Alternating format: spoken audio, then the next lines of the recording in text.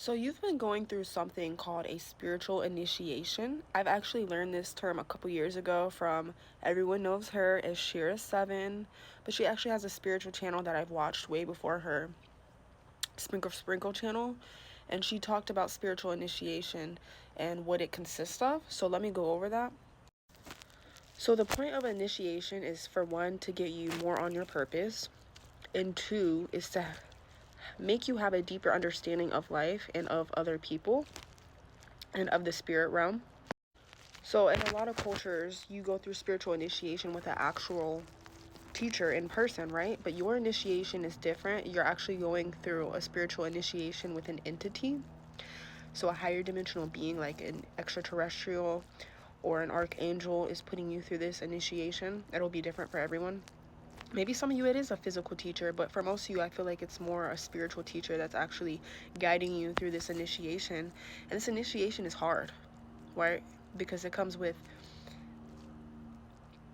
the darkest spiritual awakening you can think of. If you thought your dark night of the soul was bad, no, the spiritual awakening that you have when you have spiritual initiation is way worse. It feels way worse because it's like you're being tested and guided to make the right decisions the whole time. And a lot of times people have extreme anxiety when they have a spiritual initiation, and it's not normal anxiety, it's like a spiritual attack in a sense. And it's to see how dedicated you are to your path. So for example, when I first started my spiritual awakening, that was my first, I'm not spiritual awakening, my spiritual initiation, that was my first experience with demonic entities. I thought I was all like on this love and light path and spirituality is so light and it's good. No, I seen the darkness of what a spiritual path, consists of. And that's why we see a lot of people go from being very spiritual and then they go back to church. They go back to religion because they don't pass that spiritual initiation. They go back to the church because it scared them. And so this is what you're going through right now. So you're being tested. You could be being scared. You could be being attacked. You feel